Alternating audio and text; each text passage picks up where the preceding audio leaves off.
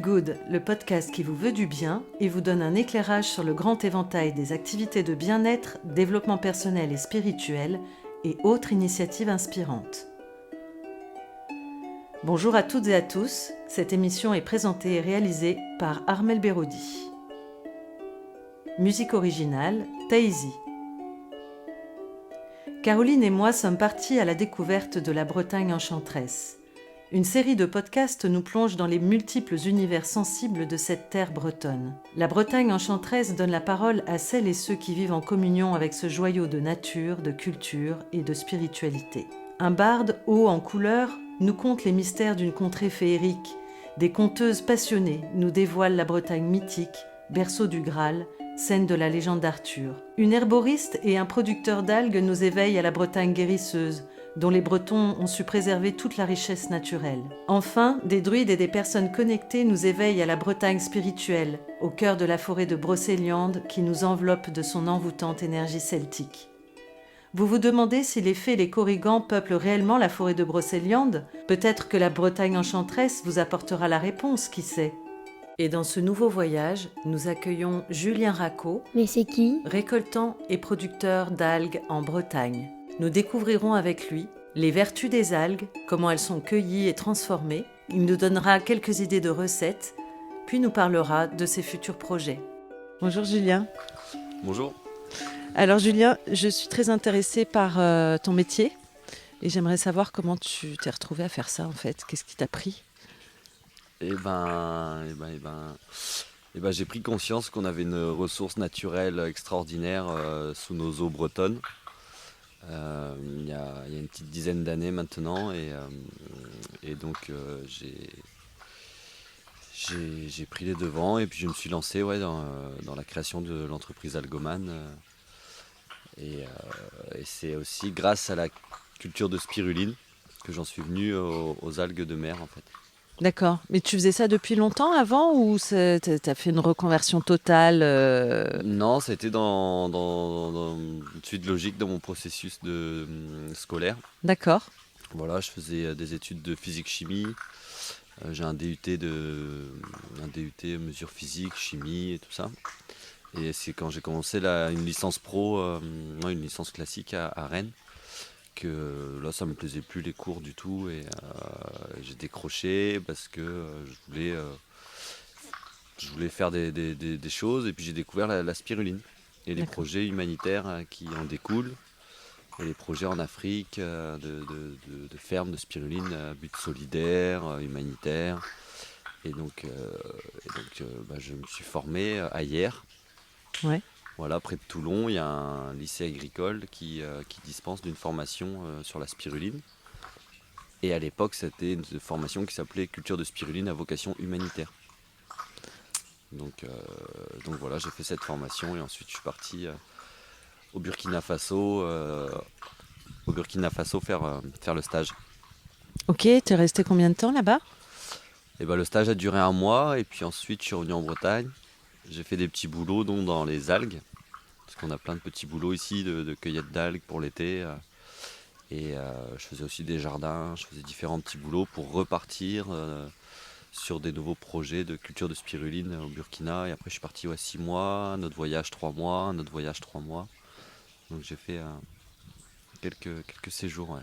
Cette cueillette d'algues, elle se pratique depuis des siècles, je dirais, en Bretagne.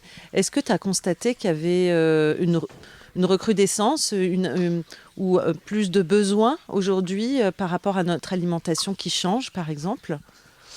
Et effectivement, on répond à un besoin de la société qui veut manger moins de produits carnés.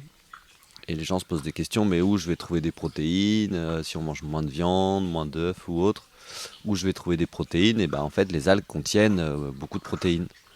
Voilà, la spiruline, c'est la championne du monde en protéines. C'est l'aliment qui contient jusqu'à entre 50 et 70% de protéines. Donc 3 fois plus que viande et poisson. Et les algues en moyenne ont entre 20 et 25% de protéines. D'accord. Ça fonctionne comment le processus en fait ? Il y a la cueillette et puis après, qu'est-ce qui se passe ? Il y a diverses façons de transformer l'algue et de la valoriser.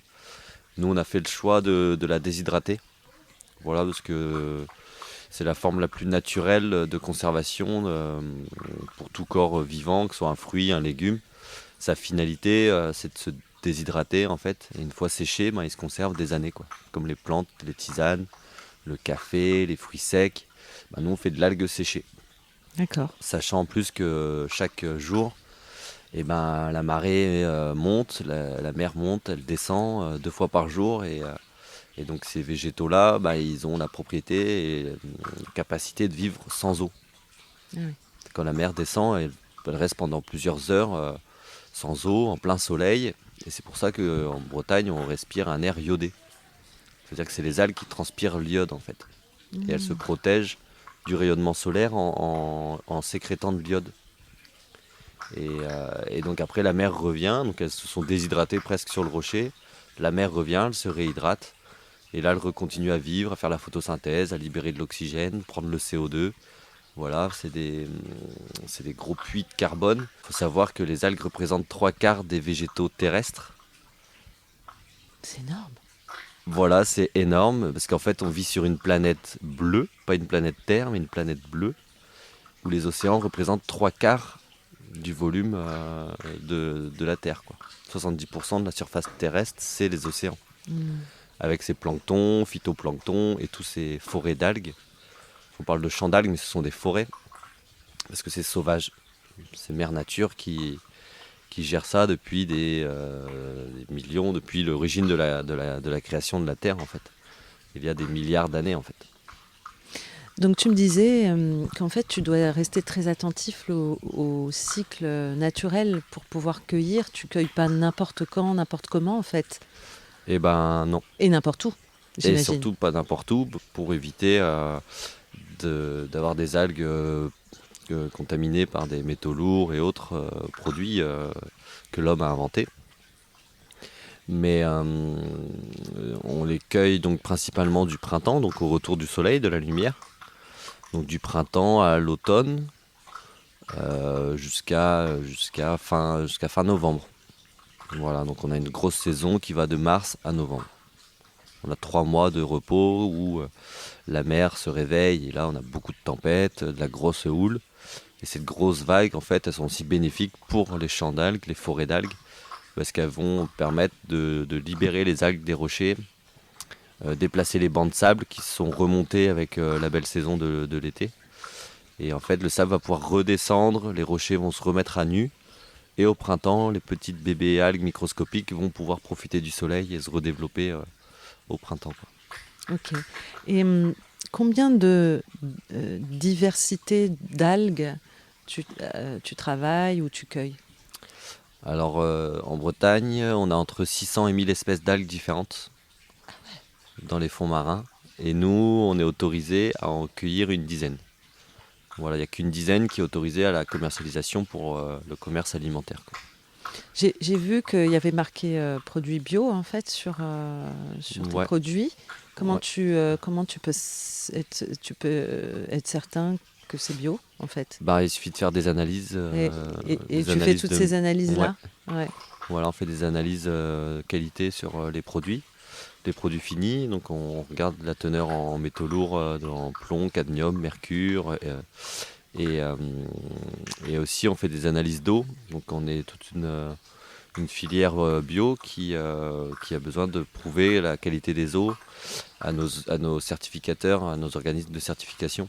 Ça doit être bien compliqué, bien lourd. C'est un gros dossier, ouais, Ouais. qui coûte surtout très cher. Ouais. Parce qu'en fait, on n'est pas du tout subventionné, on n'a pas d'aide de l'État, de la région ou autre.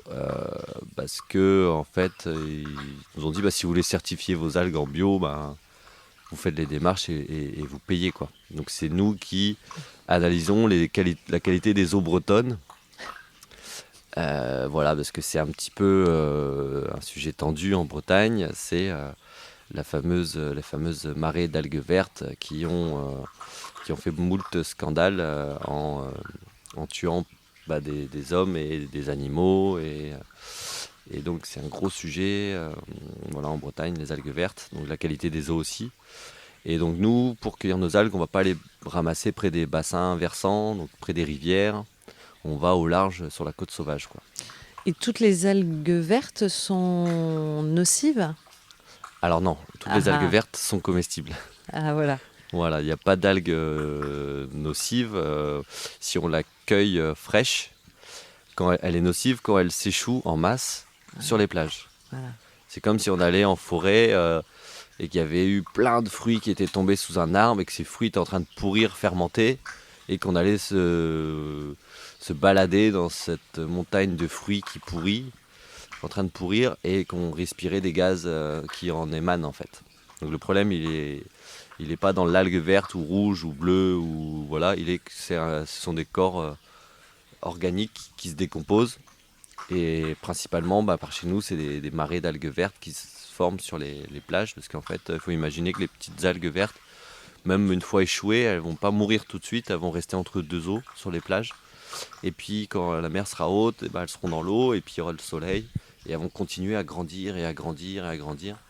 Et donc, vu qu'il y a les rivières qui apportent des nutriments, de l'azote, des nitrates, du phosphore et tous les sels dont elles ont besoin, et les algues vont proliférer et se développer davantage, quoi.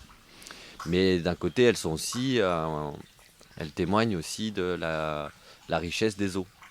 Ça permet d'avoir un signe visuel de la richesse des eaux bretonnes qui est trop riche, qui est 10 fois trop riche en nitrates.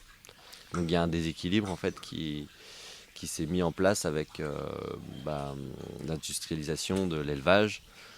Et puis voilà, on est très nombreux aussi en Bretagne, donc entre l'activité humaine plus les élevages, on a fait monter le teneur en nitrate des cours d'eau, qui fait qu'il y a un déséquilibre. Et donc les algues, elles sont là aussi pour filtrer et nettoyer les eaux. En fait, c'est des végétaux épuratifs. Et puis on se rend compte qu'il y en a trop, donc il faut trouver des solutions. Et donc nettoyer les plages, c'en est une, mais si on pouvait voir la solution à diminuer plutôt la teneur en nitrate dans les eaux. Donc le fait que tu les cueilles, finalement, c'est un bienfait parce qu'il y en a moins? Non. Nous, non. Ce qui s'échoue, les marées d'algues vertes, c'est des milliers de tonnes. C'est juste extraordinairement énorme. Donc nous, on va pas cueillir dans ces baies-là, on va cueillir sur la côte sauvage, il y en a beaucoup moins. Et nous, chaque année, on n'arrive pas à cueillir assez d'algues vertes. On est en rupture de stock chaque année parce que l'algue verte comestible qu'on cueille, il y en a pas. Il y en a plein, mais c'est une saison très courte, quoi. Mais une fois qu'elle s'échoue, nous, on n'a plus le droit de la récolter. Donc les phénomènes d'algues vertes, c'est l'algue échouée qui va continuer à pousser, proliférer. Et ça, nous, on n'y touche pas, quoi.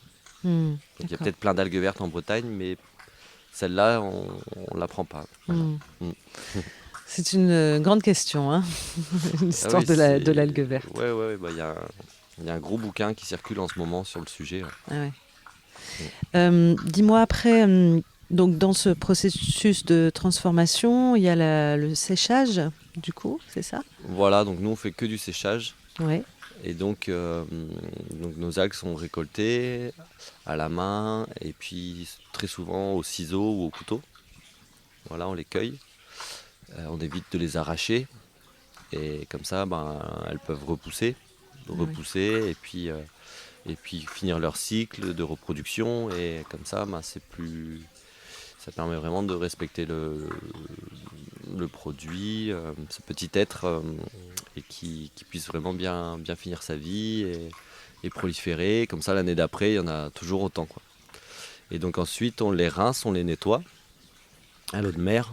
Voilà, en bio, on est obligé de nettoyer les algues à l'eau de mer parce qu'avec l'eau du réseau, il y a du chlore, l'eau est pas salée, donc c'est pas la même eau, donc c'est vraiment rincé à l'eau de mer. Et ensuite, on va venir les sécher. Et ça prend entre 20, 24 heures, 48 heures pour déshydrater une algue. Voilà, ça dépend de la météo parce que nous on travaille avec des séchoirs solaires. Ouais. Et donc, ça dépend de la météo. Donc on jongle entre la météo, les marées. C'est pour ça que je disais tout à l'heure, on cueille les algues en fonction de la lune, donc des marées, et du soleil, s'il fait beau ou pas, pour pouvoir cueillir une certaine quantité en fonction de la météo. Ouais. Ok. Quel type de produit vous fabriquez ici? On fait de l'algue en feuilles entière, séchée, donc conditionnée, mais aussi l'algue en paillettes. Ah oui. Donc on les découpe en petits morceaux sous différentes formes, différentes tailles. Donc il y a l'algue en paillettes et après on fait l'algue aussi avec des recettes, on fait des préparations, donc les fameux tartares d'algues. Donc on a 5 tartares d'algues, on en a un nature, un figue et miel, un autre aux épices, au piment doux. On en fait un autre avec l'ail des ours, ça on mélange algues et plantes sauvages. On en fait un avec la spiruline, évidemment, algues et spiruline. Et puis le nature, voilà, je crois que j'ai fait le tour. Ouais. Qui sont tes principaux clients ? Alors nos clients principaux sont les Biocoop de la région. On fait beaucoup de marchés aussi, on fait de la vente directe. D'accord. Là l'été on fait 5 marchés par semaine. Ah oui. Ouais. Comme ça on crée notre clientèle, on explique aux gens, on fait goûter et on prend le temps d'aller vers le client. On fait aussi beaucoup de salons, des foires. Ouais. Des foires bio, on va jusqu'à Rennes, Angers, voire un peu plus loin là, on va peut-être aller sur Paris. Ok. Et puis on a un site internet marchand. Ah ok. Voilà, donc on fait de la vente en ligne. Et puis voilà aussi des restaurateurs, on travaille avec des chefs de la région. Ok. Mm. Est-ce que tu as des algues que tu préfères ? Est-ce que tu as des chouchoutes ? Bah oui, évidemment, il y a la spiruline. Ouais. Voilà, parce que c'est l'algue première qui est l'ancêtre de tous les végétaux terrestres et marins, qui a plus de 3 milliards et demi d'années, qui est l'aliment le plus riche au monde en protéines, vitamine A, en fer. Et elle n'a pas de cellulose, donc on la digère à plus de 95%, tous ces micronutriments. Comment on cuisine les algues ? Alors nous, on les cuisine pas, on les cuisine. On les mange plutôt crus. Voilà, donc en faisant des tartares d'algues, en les mettant dans les salades composées, dans les sauces vinaigrettes, mais on peut aussi les cuire un petit peu dans une omelette, faire du pain aux algues, faire des poêlées de légumes aux algues. En fait, les algues sont des végétaux, sont d'autres légumes, les légumes de la mer, qu'on va mélanger avec ces recettes traditionnelles. Donc dans sa soupe, dans sa quiche. Ça assaisonne beaucoup en fait, hein ? Non, du tout. Ah ouais ? Les algues n'ont pas de goût. Ça alors ? Tu vois, Ouais. j'étais persuadée que c'était très salé. Et non, c'est pas salé, ça sale pas un plat quoi. Ah. À moins de verser le sachet dans le plat. Mais là, il y aurait trop d'algues.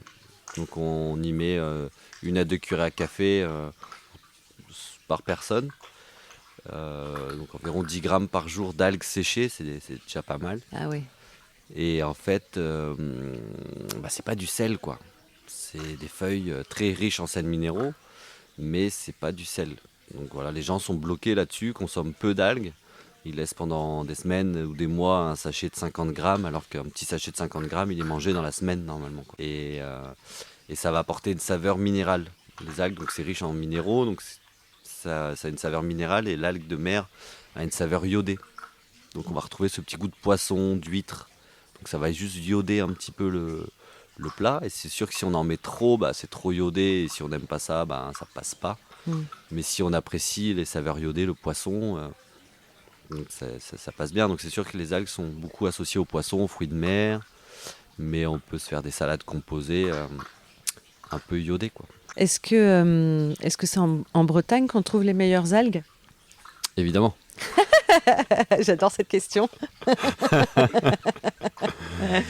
Oui. Est-ce que c'est le secteur où on en cultive le plus déjà ? Enfin, où on en trouve le plus ? Voilà, où on en récolte le plus. Alors en France, oui. En Bretagne, c'est dans le Finistère. Et principalement dans le Finistère Nord. Voilà, la côte la plus riche en algues d'Europe, c'est le Finistère Nord. Voilà, dans le pays des abers. Donc vous y êtes. Et toi, tu exportes ou pas encore ? Est-ce que c'est Non, à on vend en l'étranger. direct à tous nos clients ici. Et on exporte à quelques particuliers, mais on fait pas de gros, quoi. Ouais, mais à l'étranger ? Non, pas on n'est pas encore. grossiste, quoi. On fait des ventes ici, on envoie des colis au Canada, en Suisse, Mais pour en des Italie, particuliers. mais pour des particuliers, ouais. En Espagne, mais c'est des petites commandes, quoi. Mais l'idée, c'est de rester une structure à taille humaine. Voilà, ouais. C'est ça, Ouais, c'est un peu l'esprit. c'est ça, et puis surtout faire du commerce local, développer en local, et pour faire émerger une filière algues de qualité en Bretagne, quoi. Voilà, motiver les jeunes à développer aussi leurs fermes, leurs projets, à soutenir plein de petites fermes, comme plein de petits maraîchers bio qui émergent dans chaque village. Ça serait de faire plein de petits récoltants d'algues et que la filière se développe, mais vraiment pas dans la production industrielle, De masse. plutôt ouais, petite production de qualité. Sauf que la ressource locale, elle a ses limites aussi, mais il y a encore du potentiel en cueillette sauvage. Mais à terme, il va falloir qu'on réfléchisse à cultiver les algues en mer, comme ils le font en Asie. Il faut savoir qu'en Asie, ils cultivent les algues à plus de 95%, tout est fait de culture en fait. D'accord. Ouais. Culture en mer ou à terre. Et nous, en Bretagne, c'est l'inverse, quoi. On fait à peine 5% de culture en mer. Ah oui. Et tout vient de récoltes sauvages. Mais ça représente des volumes minuscules comparés à ce que les Asiatiques produisent, quoi. Ouais, donc faire des visites dans les écoles, ouais, voilà, sensibiliser les gens. C'est pour ça qu'on fait les marchés, les salons, on va vers les gens pour leur faire découvrir ces super produits. Donc on accueille aussi à la ferme des stagiaires, on accueille les gens qui ont des projets pour leur faire découvrir comment nous on travaille les produits, comment on fait nos transformations. Il pourrait y avoir une école à terme. Pourquoi pas, ouais. C'est vrai que j'aurais voulu être prof aussi. Tu as pensé quand même à ça, Ouais. d'avoir un programme spécifique pour pouvoir transmettre ça? Ouais, faire une ferme pédagogique. Là, on cherche un lieu pour développer nos projets. Ah, super. Donc voilà, on est sur le projet d'un achat de terre pour agrandir notre production de spiruline et puis faire de la permaculture aussi, faire aussi des vergers, des fruitiers, tout ça, faire des légumes.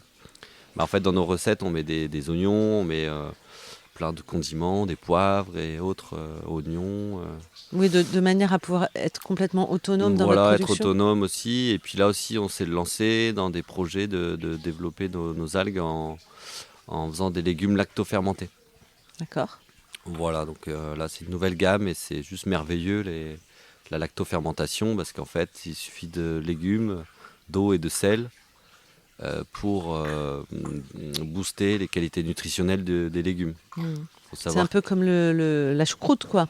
C'est la choucroute de la mer. C'est ça. Voilà, avec des épices, de l'ail, du gingembre, du curcuma, de l'orange. On mélange fruits, légumes, algues et on fait des super recettes de lacto-fermentation. Ouais. Si tu avais un super argument pour motiver les gens à manger des algues, ce serait quoi? Les algues sont des aliments complets en fait, qui sont des aliments premiers qui existent depuis des millions d'années et qui contiennent en eux presque tous les micronutriments, donc tous les acides aminés essentiels, non essentiels, sous forme simple, assimilables en fait, et qu'elles sont très très riches en sels minéraux, donc 10 fois plus que les fruits et légumes, donc ça a une action reminéralisante. C'est plein de vitamines, donc c'est antioxydant, ça donne le bon teint, ça comble les carences. D'ailleurs, ça se voit. Donc c'est des super aliments comme les baies de goji, les super aliments, mais il y a cette ressource locale, française, bretonne, qui pousse sous nos os et qui n'attend qu'on se réveille pour aller les chercher en fait. Et d'être dégustée. C'est ça, parce que sinon elles s'échouent en masse. Et elle se meurt, et c'est pour moi une sorte de sacrilège, quoi, de laisser les fruits de la nature pourrir sur les plages, quoi. C'est comme si aujourd'hui on n'allait plus ramasser les figues ou les pommes sous les arbres, quoi. Et ça arrive de plus en plus. Les gens ne se lèvent plus pour aller cueillir des fruits sauvages, des dons, des cadeaux de la nature, quoi. Et c'est bien triste, quoi. Après bon. C'est sûr qu'au supermarché, on trouve d'autres produits, mais la qualité est loin d'être la même. Est-ce que tu penses que la Bretagne, c'est une terre particulière, justement, en termes de ressources et de bien-être, de spiritualité? Est-ce que tu penses que c'est une légende ou toi, y habitant et peut-être étant originaire de Bretagne? Non, oui. Non, c'est loin d'être une légende, c'est ce qui est, quoi. Ouais. C'est ce qui est. Si vous posez la question, c'est c'est que ça l'est. Mais nous, on vient du Sud, alors tu penses que... Enfin, surtout moi, hein, parce que toi, ça va, mais moi, je viens du Sud, donc c'est vrai que je découvre cette terre qui est vraiment particulière, justement dans ses contes, dans ses légendes, et puis même dans ses habitants, en fait, qui ont... il y a toujours de la magie quelque part. C'est- Ouais, bah oui, il y a de la magie. tu le sens, ça? Est-ce que tu travailles avec ça, avec cette magie? Ouais, bah, la Bretagne, ouais, est chargée d'une énergie très très spéciale parce qu'en fait, on est sur une des plus vieilles montagnes de la planète, qui s'est érodée et qui est devenue toute plate et toute petite, mais on est sur une roche granitique. Et c'est des petits cristaux qui sont partout, il y a du quartz, des petites pierres qui vibrent très fort et il y a une énergie spéciale ici. Ouais. C'est vrai qu'il y a une énergie spéciale et puis bah, nos ancêtres au néolithique, ils nous ont quand même dressé des pierres un petit peu partout, quoi. Donc on retrouve des menhirs, des dolmens, des constructions qui existent depuis des 5-10 000 ans, quoi. Et même on a retrouvé des pierres là qui datent de 14 000 ans avec des vaches gravées sur les pierres. Et puis on voit plein d'énergie qui sort de leurs cornes. Et voilà, on a des tumulus, on a des alignements de pierres, Karnak évidemment. C'est vrai que bah, on travaille avec la nature et un paysan, voilà, pour être un paysan, il suffit de voir les choses, ressentir les choses. Parce que voilà, il y a une forme de logique en fait quand on travaille avec elle et si on travaille avec, bah, ça se passe bien. Si on travaille contre elle, bah, ça devient compliqué, quoi. Ouais, puis du coup, c'est plus dans le respect. Bah, c'est ça, si on veut forcer et travailler contre elle, eh ben, on se fatigue, on s'épuise, alors que si on comprend ben, comment elle fonctionne et qu'on observe où elle veut nous emmener, ben, c'est plus facile, quoi. Donc par exemple, nos produits, ils sont frais, ils sont vivants, c'est-à-dire que nous séchons nos algues à basse température, comme les herboristes avec leurs plantes médicinales en fait. Nous on fait de l'algue médicinale, c'est-à-dire qu'elles sont séchées à basse température. Donc on fait attention à pas les cuire, sinon ben, il n'y aurait plus de vitamines, d'enzymes et autres petites choses subtiles qui apportent tellement pour la santé. Et puis pareil, nos petites préparations, bah, la lactofermentation, c'est un processus naturel de fermentation qui existe depuis aussi le néolithique et qui permet de conserver les légumes sans cuisson, sans frigo, dans un mélange d'eau et de sel, quoi. Ils avaient des bonnes idées, les anciens, quand même. Bah ouais, ils avaient pas... Ouais, ouais, bien sûr, mais après c'est certainement le fruit de certains hasards. Mais ils n'avaient pas de frigo ni de système de cuisson sophistiqué pour conserver leurs légumes. Donc ils les plaçaient dans des jarres avec des saumures, avec une saumure. Et comme ça, ils pouvaient conserver leurs poissons et autres pendant tout l'hiver, en fait. Est-ce que tu as l'impression d'avoir réalisé tes rêves? J'en ai réalisé pas mal, ouais. Mais j'en ai encore plein. Cool. C'est plutôt une bonne nouvelle. Bah, tous les soirs, on fait des rêves. Merci Julien pour cet entretien et ce Merci partage. à vous. Merci. Merci. Merci à toutes et à tous pour votre écoute. À bientôt dans une prochaine émission I Feel Good. Pour aller plus loin, rendez-vous sur la page Facebook de l'émission I Feel Good 888 ou sur mon site internet armelberodi.fr. Ce podcast est disponible sur vos plateformes préférées, Apple Podcast, Deezer, Spotify, Google Podcast, YouTube. Ces informations sont données à titre indicatif et ne se substituent à aucun conseil médical. Avant toute expérimentation, prenez l'avis de votre médecin.